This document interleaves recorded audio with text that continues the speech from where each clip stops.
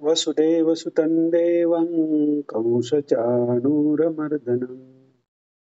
देवकी परमानन्दं कृष्णं वन्दे जगद्गुरुं श्रीकृष्णं वन्दे जगद्गुरुं श्रीकृष्णं वन्दे जगद्गुरुं मूकं करोति वाचालं पङ्गुं लङ्घयते गिरिं यत्कृपातमं वन्दे परमानन्दं जय श्रीकृष्ण सर्वांना.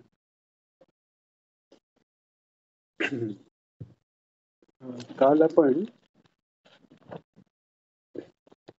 अध्याय 16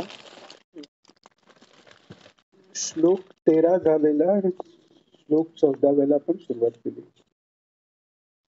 आता सगळ्या आसुरी संपत्तीचं वर्णन करतात भगवान मागे, पण काल पाहिलं की 11व्या श्लोकामध्ये जर विचार केला तर अं, चिंता असणं कायमच्या आणि कामभोगा अं, अडकून असणं हे कॉमन दिसणारी सगळी लक्षणं आहेत. त्यामुळे ही लक्षणं आपल्यात जर असतील तर ती कमी करण्याचा प्रयत्न करणं हा अ, अभ्यास आहे. अभ्यासेन तू कौंतेय वैराग्येन च गृह्यते एवढ्या करता भगवंतांनी सांगितलेलं आहे. तर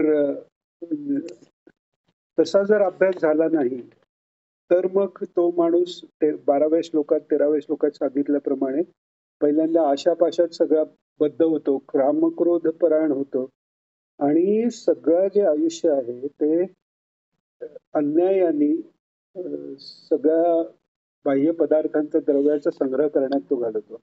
अन्याय म्हणजे हा फक्त दुसऱ्यावर नाही, तिथे स्वतःवरही अन्याय आहे. आपण आपलं लक्ष ईश्वराकडे न लावता इतर दुसरीकडे लावणं हा आपण आपल्या स्वतःवर केलेलाही अन्याय आहे.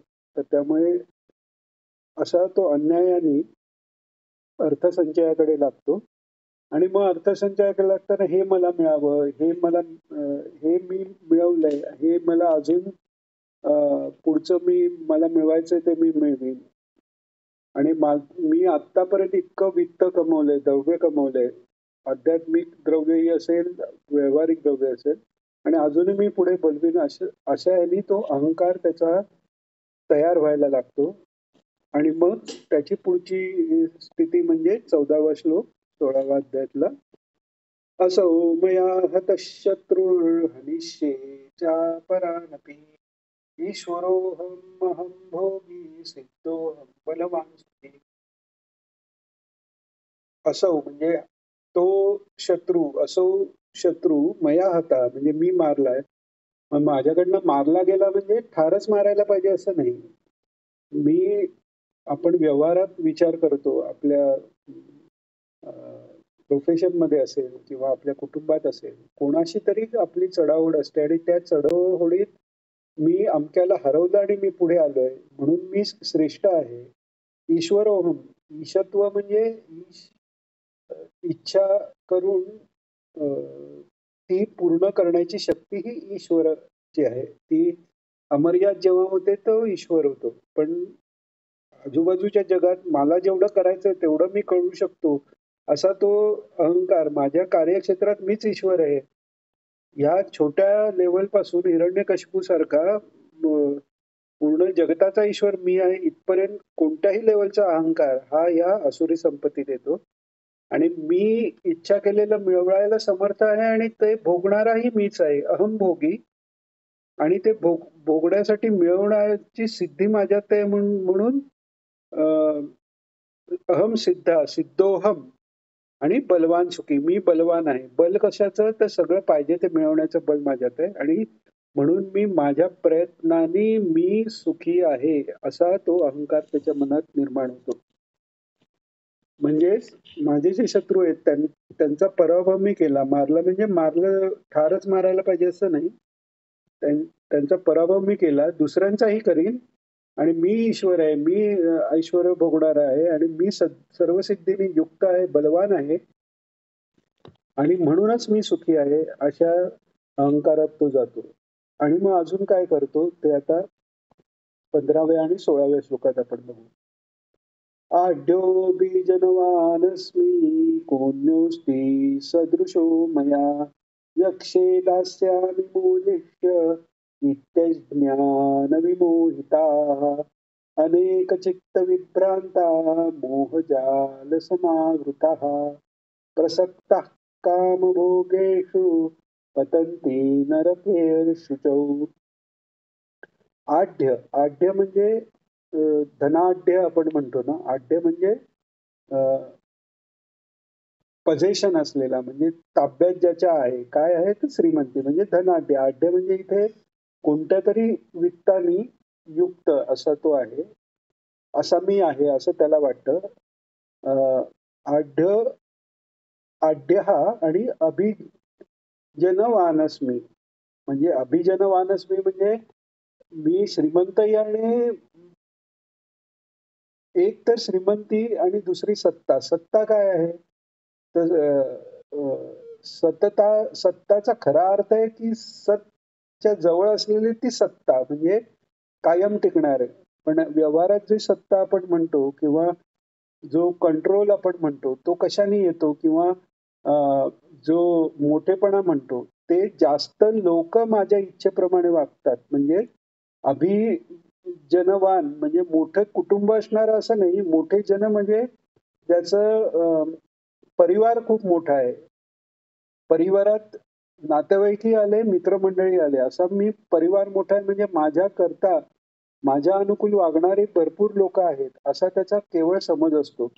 आता कंस म्हणा, रावण म्हणा, त्यांना जे त्याच्या इच्छेप्रमाणे वागणारे ते सगळे काही त्याला अनुकूल आहेत म्हणून नाही, भीतीमुळेही वागणारे असतात. पण हे याला लक्षात येत नाही. त्याला वाटतं मीच श्रीमंत आहे आणि माझ्याकडे बहुमत आहे. आपण जसं पॉलिटिक्स मध्ये म्हणतो बहुमत माझ्याकडे आहे. तसं तो बरेच लोक माझ्या बाजूने आहेत किंवा माझ्या इशाऱ्यावर चालणारे म्हणतात तसं आहे असं त्याला वाटतं. आणि त्यामुळे कोण नसती सदृशमया श्रीमंती आहे, लोकांचा ताबा माझ्याकडे आहे, त्यामुळे माझ्यासारखा दुसरा कोणी नाही. म्हणजे अन्य कोण म्हणजे कोणी अन्य सदृशमया माझ्यासारखा नाही. आणि मग मी काय करीन? तर आता इथे हे लक्षात घेण्यासारखं आहे, हा तमोगुणी नाहीये, रजोगुणी आहे. धर्मावर अविश्वास नाहीये आणि विश्वास आहे, पण तो केवढा पुरता? माझा फायदा होईल, फायदा म्हणजे बाह्य व्यवहारातला तेवढा पुरता विश्वास आहे. म्हणून तो काय म्हणतो, यक्षे दास्यामी मोदिष्य इत्यज्ञान विमोहिता. म्हणजे यक्षे म्हणजे यज्ञ मी करत राहीन आणि दास्यामी म्हणजे देईन, मी देईन म्हणजे दान करेन. म्हणजे यज्ञदान हे यज्ञदान तपकर्म पावनानाम मनीषिणाम हे भगवंतांनी सांगितलेलं. पण हे चित्तशुद्धी करता किंवा निष्काम कर्म म्हणून केलं तर होतं. पण सकाम जर केलं तर तो रजोगुण वाढत जाऊन तो असुर प्रवृत्तीच वाढते. तर तो म्हणतो मी दान देईन, यज्ञ करीन आणि त्याची जी फलं आहेत भौतिक संपदा किंवा स्वर्गप्राप्ती हे सगळं मी करत बसीन आणि मजेत राहीन. मौज मजा मोदिष्ये म्हणजे माझा मोद प्राप्त करून मी त्या मोदात राहीन म्हणजे आनंदात राहीन. इत्यज्ञान विमोहिता अशा प्रकारच्या इति म्हणजे या प्रकारच्या अज्ञान विमोहिता अज्ञानाने मोहित झालेला तो असतो. आणि हे सगळं मिळवण्यासाठी त्याचं चित्त एकाग्र एक अग्र हे आपण मागेही पाहिलं. एक अग्र म्हणजे त्या ईश्वर तत्वाकडेच लक्ष लागलं तर ते एकाग्र होतं. दुसरा कोणताही विषय कितीही मोठा असला तरी त्याचा मला ध्यास लागला म्हटलं तर फक्त तो त्याचा नसता. त्या भोगाच्या किंवा त्या वस्तूच्या प्राप्तीने मिळणारा आनंद त्याच्याकरता लागणारे प्रयत्न म्हणजे चित्त एकाग्र नाहीये, विभ्रांत आहे. विभ्रांत म्हणजे अनेक चित्त विभ्रांत म्हणजे वेगवेगळ्या गोष्टींनी जे चित्त भ्रांत झालेलं आहे. वेगवेगळ्या गोष्टी मनात येत आहेत. त्या मनात येणाऱ्या वेगवेगळ्या गोष्टीप्रमाणे आपलं पुढचं आराखडे प्लॅनिंग ज्याला म्हणतात ते तो करत राहतो आणि त्याप्रमाणे वागत राहतो. तसा तो अनेक चित्त विभ्रांत आणि मोहाच्या जाळ्यात सापडलेला मोहजाल समावृता मोहाच्या जाळ्याने समावृत्त म्हणजे पूर्णपणे आवृत्त झालेला, गुरफटून गेलेला आहे.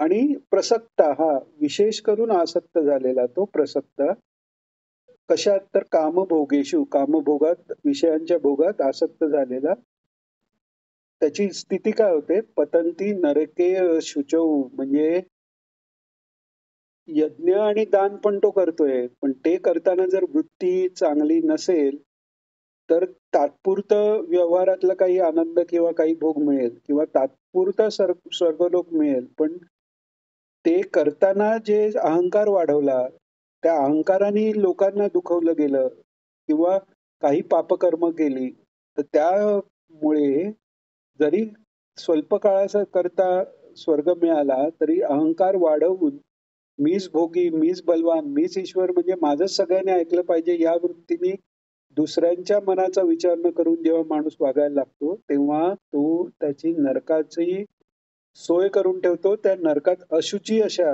म्हणजे नरकातही वेगवेगळे परत प्रकार आहेत त्याच्यातल्या अशुची सर्वात वाईट अशा नरकात तो पडतो असं भगवान सांगतात तिथे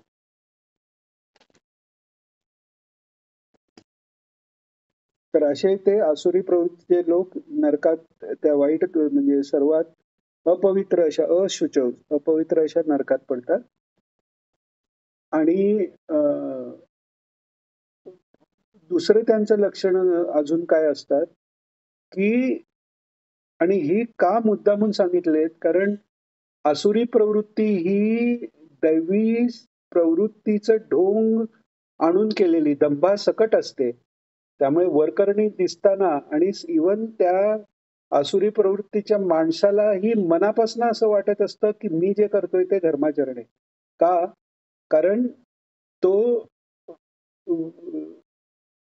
जरी यज्ञकर्म करत असला नामजप करत असला तरी त्याचा उद्देश चांगला नाही उद्देश फक्त स्वार्थाचा आहे आणि हेच आता भगवान 17व्यात सांगतायत आत्मसंभाविता स्तब्धा धनमानमदान्विताः यजन्ते नाम यज्ञस्ते दंभेना विधिपूर्वकम असे आत्मसंभावित संभावित म्हणजे मान दिले गेलेले आत्मसंभावित म्हणजे स्वतःला श्रेष्ठ मानणारे स्तब्धा म्हणजे आपण स्टर्न किंवा स्टबन इंग्लिशमध्ये म्हणतो किंवा रिजिड म्हणतो म्हणजे स्तब्ध म्हणजे ते स्वतःच्या मताशी स्वतःच्या विचारांबद्दल स्वतःच्या स्वार्थाबद्दल इतके दृढ असतात की ते दुसऱ्यांच्या भावनांकरता दुसऱ्यांच्या मनाकरता काही स्वतःच बदल करत नाहीत अशा दृष्टीने स्तब्ध हा म्हटलेला आहे म्हणजेच ते इतके घमंडी असतात की ते दुसऱ्याचा विचार न करता स्वतःच्याच मतात स्वतःच्याच धुंदीत असतात आणि का तर धन आणि मिळणारा मान यांनी मदान्वित यांनी मदोन्मत्त झालेले असतात आणि तसे मदोन्मत्त होऊन केवळ यजन्ते नाम यज्ञस्ते दंभेना विधी पूर्वकम म्हणजे म्हणजे नावापुरता यज्ञ जो आहे म्हणजे दिसण्यापुरता वरवर दाखवण्यापुरता यज्ञ ते करतात दंभे नाम विधीपूर्वक दंभ म्हणजे तेच झालं की पापाचरण नाही येते पण पुण्याचरण मी मोठा आहे मी धर्म करतो हे दाखवण्यासारखं करतं हे हा दंभ झाला अशा दंभयुक्त ते यज्ञ जरी करतात ते अशा दंभयुक्त ह्यानी मग तो यज्ञ कोणताही असेल वैदिक यज्ञ असेल यज्ञानाम जपयज्ञस्मी जरी असला तरी तोही तो दंभानी करतात फक्त एवढंच आहे जर ते जपयज्ञ करत असतील नामयज्ञ करत असतील तर कुठेतरी त्या आसुरी प्रवृत्तीतनं बाहेर पडण्यासाठी कोणतरी महात्मा येऊन त्यांना वाचवण्याची शक्यता तरी असते पण तसं जर नसेल ईश्वरस्मरण नसेल नुसतं भोगासाठी काही किंवा ईश्वर कोटीतल्या देवाचं भजन न करता फक्त जीवकोटीतले जे देव आहेत त्यांच्या प्रसन्नतेकरता यज्ञ करून त्याचं उद्देश जर फक्त म्हणजे व्यावहारिक किंवा मटेरियलिस्टिक जे म्हणतात वैषयिक सुखाकरता असेल तर त्यांच्या उद्धाराची शक्यता कमी राहते. तर असे पाखंडीप्रमाणे यज्ञ करतात आणि दंभेन अविधीपूर्वकम म्हणजे दंभाने यज्ञ करतात आणि त्यात पूर्ण विधीप्रमाणे ते करतीलच असं नाही. त्यांना जसा वाटतो तसा यज्ञ मी मी अमुक अमुक केलं. काही काही लोक आज हे खूप एक विचित्र प्रकारचे युक्तिवाद घेऊन येतात की श्राद्ध कर्म न करता मी तेवढ्याचा खर्च मी कोणत्या तरी अनाथाश्रमाला देईन. म्हणजे तुम्हाला अनाथाश्रमाला देणं हे पुण्यकर्म केलं, पण श्राद्ध कर्म न केलं त्याचं जे पाप लागलं किंवा त्यांनी पितरांना त्रास होणार आहे तो होणारच आहे. आपण असं म्हणत नाही की मी खाणं पिणं कमी करीन आणि मी दान करीन. म्हणजे एक पुण्यकर्म न करता त्याच्याऐवजी दुसरं पुण्यकर्म करायला जाईल. ह्यानी सगळ्या या बुद्धिभेदाची सुरुवात होते आणि सगळी जी कर्म आहेत ती अविधीपूर्वक होऊ लागतात आणि आसुरी संपत्तीची वाढ होते. त्यामुळे पुण्यकर्म जरी आपण करत असलो तरी वृत्ती आपली काय आहे याचा कायम चेक ठेवणं, त्याच्याकडे लक्ष ठेवणं, त्याचं निरीक्षण करणं, परीक्षण करणं हे किती आवश्यक आहे हे या आसुरी संपत्तीमधनं कळतंय. नाहीतर यज्ञ जरी केले, दान जरी दिलं तरीही ते पुण्यकर्म किंवा अध्यात्म होत नाही आणि उगाचच मी अध्यात्म करतो असा अहंकारही होतो. असे दोन पद्धतीने ते नुकसान होतं. म्हणून हे आसुरी संपत्तीचं अभ्यास करणं आवश्यक आहे. आता पुढे 18व्यात सांगतात भगवान की हे सगळं जो करतो आणि मग त्यांनी काय होतं त्याचं तर अहंकारं बलं दर्पं कामं क्रोधैश्च संश्रितः मामात्मपरदेहेषु प्रद्विषन्त्योऽभ्यसूयकः. तो जो अहंकार, ते जे बलाचा अभिमान, दर्प, मी मोठा आहे किंवा मी करतो ते चांगलंच आहे. काम, क्रोध हे सगळे फक्त काम क्रोधच नाही, सगळे षड्रूपू या क्रोधंच संश्रित यांचा आश्रय घेऊन राहणारा असा आणि मामात्म परदेहेषु प्रद्विषंतोऽभ्यसूयका. प्रद्विषंतो म्हणजे विशेष प्रकाराने तो द्वेष करतो, निंदा करतो, दुसऱ्यांना पाण्यात पाहतो म्हणतो, द्वेष करतो इतरांचा. पण तो इतरांचा द्वेष करतो म्हणजे कोणाचा द्वेष करतो? मामात्म परदेहेषु म्हणजे माझाच वेगवेगळ्या शरीरात असले अंतर्यामी रूपाने असणाऱ्या माझाच तो द्वेष करतो. आणि इथेच आपल्याला कळायला लागतं नुसतं माझ्या अध्यात्मासाठी माझ्या उद्धारासाठी मी प्रयत्न करतो त्यांनी दुसरा काय करतो त्याचं माझं घेणं देणं नाही ही वृत्ती बरोबर नाही. भीष्माचार्यांना ही शरशय्येवर पडायला लागलं कारण न्यायाच्या हिशोबाने किंवा त्यांच्या कर्तव्याच्या हिशोबाने ते सगळे करत होते, पण द्रौपदीचं वस्त्र होताना ते मध्ये आले नाहीत. धर्माचं ज्ञान असूनही धर्माचं ज्ञान असणाऱ्यांवर ही जास्त जबाबदारी आहे. त्यांनी छोटं पाप केलं तरी त्याची शिक्षा मोठी आहे. ती ह्या करताच आहे की धर्माचा उद्देश जो आहे तो मूळ लक्षात न घेता भोगाकरता जर धर्म केला किंवा नुसतंच मी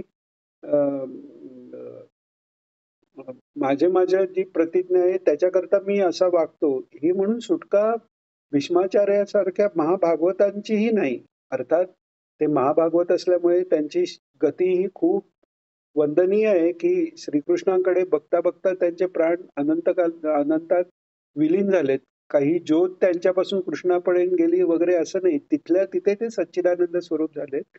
पण सांगायची गोष्ट अशी की धर्माचा खरा अर्थ कर्मणो गहना गती म्हणतात, त्याची खरी गती कळणं फार कठीण आहे. तर त्यामुळे ह्या काही यार्स्टिक आहेत. जर आपल्याला वाटतंय आपण धर्माप्रमाणे चालतोय पण त्यांनी जर आपला अहंकार वाढतोय, मी गीतेचा अभ्यास केलाय मला कळतंय हा जर अहंकार वाढतोय तर ती आसुरी प्रवृत्ती आहे आणि माझ्या अनुकूल आहेत त्यांच्याबद्दल मी अनुकूल आहे, माझ्या विरुद्ध आहेत त्यांच्याबद्दल क्रोध येतोय, आसुरी प्रवृत्ती आहे. आणि एखादा पापकर्मही करतोय, त्याच्याबद्दलही द्वेष वाटतोय, तेव्हा त्याच्या अंतर्यामी परमेश्वर आहे, हे कुठेतरी आपण विसरतोय. म्हणजे तत्वापेक्षा आपण दूर जातोय. म्हणजेच सात्विकतेपेक्षा आपण दूर जातोय हे समजायला हरकत नाही. तर असा अहंकार, बल, दर्प, मी मोठा अशी घमेंड, काम, क्रोध इत्यादी गुण अवगुण घेऊन तो इतरांची निंदा करतो, तेव्हा इतरांच्या अंतर्यामी असलेल्या माझाच द्वेष करतो असं भगवान म्हणतात. आणि मग काय करतात होतं की माझाच द्वेष करतात म्हणजे स्वतःच्या आतल्या मला ते ओळखत नाहीयेत आणि दुसऱ्यांच्या आतल्या माझे द्वेष करतात. त्याचा परिणाम काय होतो तर तानहं 19 श्लोक तानहं द्विषत क्रूरान संसारेषु नराधमान क्षिपाम्यजस्रमशुभानासुरी स्वेव योनिषु. म्हणजे त्यांना, त्या द्वेष करणाऱ्यांना, त्या क्रूर कर्म करणाऱ्यांना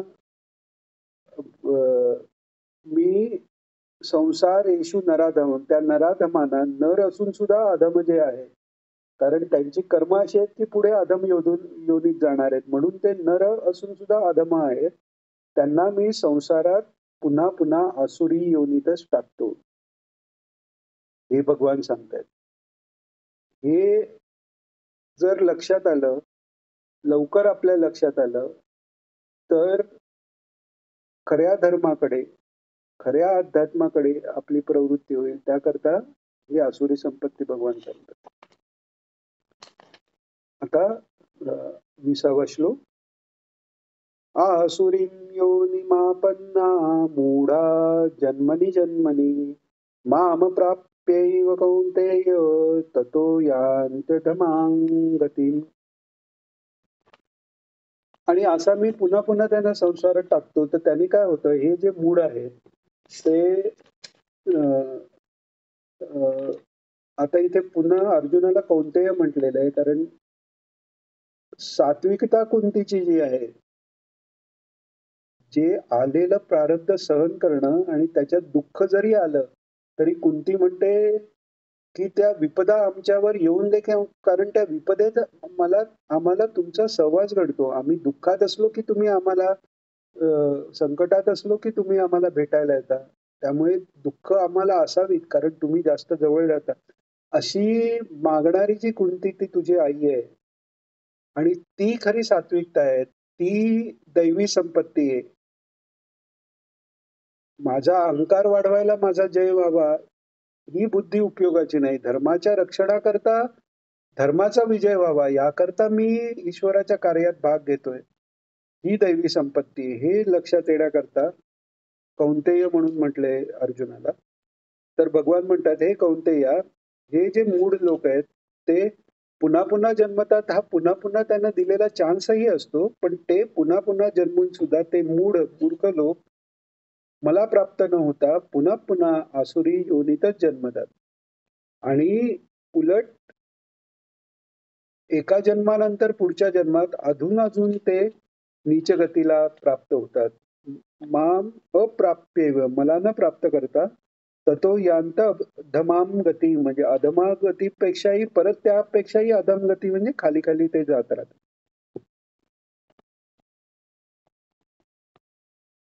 आता पुढे 21व्या श्लोकात सांगतात की नरकाला जाण्यासाठी नरकाचे ते द्वार आहेत, ते काय आहेत, कोणते द्वार आहेत, तर त्रिविध द्वार आहेत, 3 दार आहेत की ज्याच्या योगाने मनुष्य नरकात जातो. खूप क्लिअर कट भगवान इथे सांगतायत, अगदी स्पष्टपणे सांगतायत की नरकाची द्वार असलेल्या 3 गोष्टी आहेत. तर 21वा श्लोक आधी आपण घेऊ. त्रिविधं नरकस्येदं द्वारं नाशम नमात्मनः कामः क्रोधस्तथा लोभस्तस्मादेतत्त्रयं त्यजेत. जर आपण सात्विक असलो तर अर्थातच आपण नरकाच्या द्वारात उभे राहणार नाही, आणि जर आपण नरकाच्या द्वारात उभे आहोत तर आपल्याला अजून सात्विकता आणायची. हे सरळ सोप्पं गणित आहे. आता ती नरकाची द्वार कोणती आहे? काम. जोपर्यंत माझ्या मनात कोणता ना कोणता तरी काम आहे, तोपर्यंत मी नरकाच्या द्वारात उभा आहे. दुसरं काय आहे? तर काम, क्रोधच तथा लोभ. दुसरा आहे क्रोध. कोणत्याही गोष्टीच्या बऱ्यासाठी असेल, वाईटासाठी असेल. अ, बऱ्यासाठी असला तर तो क्रोध ईश्वराकडे लावून, जसं लक्ष्मणाने क्रोध ईश्वराकडे लावला, ईश्वराला म्हणजे रामाच्या विरुद्ध जे आहेत त्यांचा क्रोध, तर धर्माच्या विरुद्ध आहेत त्यांच्याबद्दल क्रोध जरी असला, तरी त्याच्यापेक्षाही आपल्या मनातले जे विकार आहेत ते घालवण्याकरता क्रोध जर वापरला तर शुद्धी होण्याची जास्त शक्यता आहे. पण कोणत्याही परिस्थितीत आत्मानंद ज्याला प्राप्त करून घ्यायचा आहे, त्याला धर्माच्या विरुद्ध वागणारा असो किंवा नसो, काम, क्रोध आणि लोभ हे जोपर्यंत आहे तोपर्यंत मुक्ती नाही. त्यामुळे हे 3 दोष जोपर्यंत आपल्यात आहेत, तोपर्यंत आपल्याला अजून सुधारण्याची शक्यता आहे. ईश्वर प्रणिधान, ईश्वर प्रार्थनेने शुद्धी करून घेण्याची शक्यता आहे. तर हे तिन्ही त्रिविध अशा नरकांची द्वार जी कशी आहेत, की जी आत्म्याच्या म्हणजे जीवात्म्याचा नाश म्हणजे अधोगतीला नेणारी आहेत. ते कोणती आहेत? तर काम, क्रोध आणि लोभ. त्याचा त्याग करावा भगवान म्हणतात. तस्माद एतत् त्रयम त्यजेत, म्हणजे पूर्णपणे क्रोध, वाईटाचाही बद्दल राग नाही. दाखवायचा राग वेगळा, कर्तव्य कर्म करताना दाखवायचा वेगळा. मनातनं कोणाचाही राग नाही, कारण कोणाही जीवाचा नगडो मत्सर वर्म सर्वेश्वर पूजनाचे. कारण मगाशी सांगितल्याप्रमाणे कोणाचाही राग करणं हे त्या अंतर्यामी ईश्वराच्या केलेला द्रोहच ठरतो. तर त्यामुळे काम, क्रोध आणि लोभ ह्याचा त्याग करण्याशिवाय पर्याय नाही. आणि जो या 3 लोकांचा त्याग करतो त्याचं काय होतं हे आता 22व्या श्लोकात भगवान सांगतायत. एतैर्विमुक्त कौन्तेय तमोद्वारे स्त्रिभिर्नरः आचरत्यात्मनः श्रेयस्ततो याति परां गतिम्. एतैर्विमुक्त, अशा प्रकारे जे नरकाच्या द्वारापासून तमोद्वारे तमाकडे नेणाऱ्या जी दारं आहेत त्याच्यापासून जे विमुक्त आहेत,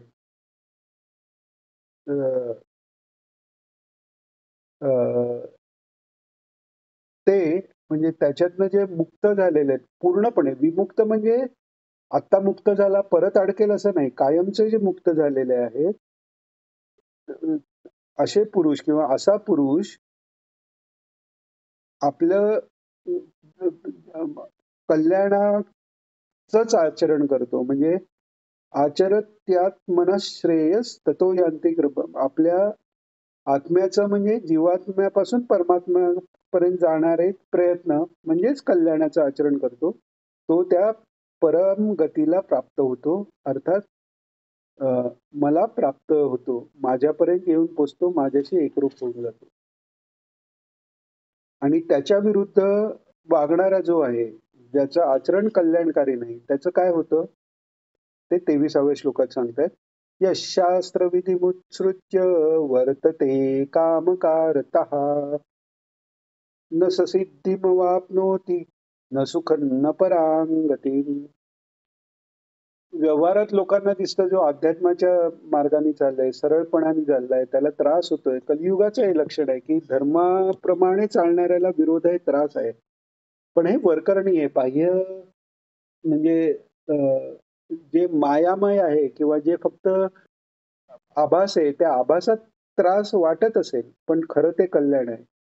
आणि वरकरणी आपल्याला दिसतं की अन्यायाने वागणारे, जे व्याभिचार करणारे, भ्रष्टाचार करणारे, हे सुखात आहेत, हे वरकरणी आहेत. ते क्षणभंगूर दिसणारं फक्त सुख आहे. त्या सुखातही त्यांना आनंद नाहीये, कारण त्यांना त्यांच्या मागे चिंताम परिमेयांच्या अशा अपरिमित चिंता लागलेल्या त्या आपल्याला दिसत नाहीत. वरवर पैसा असेल, गाडी, घोडा, बंगला जे काही दिसताना असेल, पण मनाची स्थिती आपल्याला कळत नाही. मनाने ते कधीच सुखी नाहीयेत आणि पुढे तर ते नरकात जाणारच आहेत. त्यामुळे यश शास्त्र विधिमुत्सृज्य वर्तते कामकारता न स सिद्धिवमाप्नोति न सुखं न परां गती. म्हणजे जे शास्त्रविधी सोडून उत्सृज्य म्हणजे त्याला बाहेर टाकून म्हणजे शास्त्रविधी सोडून देऊन वर्तते कामकारता म्हणजे मनात जसे कामना येईल त्या कामनेच्या पूर्ती करता धरबंध सोडून जे वागतात त्यांना कधीच सिद्धी प्राप्त होत नाही आणि सिद्धी प्राप्त होत नाही त्यामुळे सुखही मिळत नाही आणि परामगती म्हणजे मोक्ष प्राप्तीही त्यांना होत नाही. आणि म्हणून जर सुख प्राप्त करायचं असेल तर शास्त्रविधीप्रमाणेच गेलं पाहिजे, धर्माचं आचरण केलं पाहिजे. याच्याकरता हा 24वाही श्लोक एका प्रकारे पूर्ण जीवनाचं मार्गदर्शन आहे. काय वागावं, कसं वागावं याच्याकरता गीता हे आहे. गीता सांगितलीच आहे कसं वागावं करता, पण त्याच्यातला हा एक रेफरन्स पॉइंट आहे की तस्मात् शास्त्रम प्रमाणम ते 24वा श्लोक आधी पूर्ण घेऊया. तस्मात् शास्त्रम प्रमाणन्ते कार्याकार्य व्यवस्थितौ ज्ञात्वा शास्त्रविधानोक्तं कर्म कर्तुमिहार्हसि. काही काही गीतेचा अभ्यास करणारे म्हणतात की गीता वाचली त्याच्या श्लोकांचा अर्थ कळला की झालं. पण श्लोकांचा अर्थ कळला म्हणजे काय? भगवान या 24व्या श्लोकात सांगतात की तस्मात् शास्त्रम प्रमाणन्ते आणि शास्त्रविधानोक्त कर्म कर्तुमिहार्हसि. म्हणजेच काय की म्हणून तस्मात म्हणजे म्हणूनच तुला कर्तव्य आणि अकर्तव्य म्हणजे कार्य आणि अकार्य काय आहे याची व्यवस्था लावण्यात म्हणजे याची सगळा हे सगळं समजून येऊन त्याच्याप्रमाणे कार्य करण्याकरता शास्त्रच प्रमाण आहे. शास्त्र म्हणजे वेदशास्त्र. असे जाणून तू शास्त्रविधीने नेमलेले कर्म करणेच योग्य आहे. म्हणजे गीता सर्व शास्त्राचं सार आहे, पण ते सार समजण्याकरता तो शास्त्राभ्यास जितका आपल्याला कळून घेता येईल तोही आवश्यकता आहे. तस्मात् शास्त्रम प्रमाणम ते आणि शास्त्राप्रमाणे वाग हे भगवंतांनी सांगितलेलं आहे. पण शास्त्राप्रमाणे म्हणजे त्याच्यात काय काय आहे तर ते वेदशास्त्रात दिलेलं आहे त्याच्याप्रमाणे तू माग. किंवा जे महान संत आहेत त्यांनी जे मार्गदर्शन केलेलं आहे. कारण संतांची वाणी ही अपौरुषेय म्हणायला हरकत नाही. कारण ते ईश्वर स्वरूप झालेले आहेत. वेद हे ईश्वराचं वचन जसं आहे तसे संत वाङ्मय हे ईश्वराचं आहे. म्हणजे संतांच्या मार्गदर्शनाप्रमाणे वागावं, शास्त्राप्रमाणे वागावं आणि आपला उद्धार करून घ्यावा. म्हणूनच भगवान इतर म्हणजे गीतेतच म्हणालेले उद्धरेत आत्मा आत्मानम. ते कसं तर शास्त्राप्रमाणे आचरण करून. अशा प्रकारे 24वा म्हणजे शेवटचा श्लोक झालेला आहे. त्याची अवतरणिका घेऊन आपण आज थांबू. ओम तत्सदिति श्रीमद्भगवद्गीतासूपनिषत्सु ब्रह्मविद्यायां योगशास्त्रे श्रीकृष्णार्जुन संवादे दैवासुर संपत् विभाग योगो नाम षोडशोऽध्यायः. श्रीकृष्णार्पणमस्तु. प्रार्थना घेऊन थांबू. योगेशं सच्चिदानन्दं वासुदेवं व्रजप्रियं धर्मसंस्थापकं वीरं कृष्णं वन्दे जगद्गुरुं. श्रीकृष्णं वन्दे जगद्गुरुं. श्रीकृष्णं वन्दे जगद्गुरुं. जय श्रीकृष्ण सर्वांना. 16वा अध्याय समाप्त झालाय आज आपला.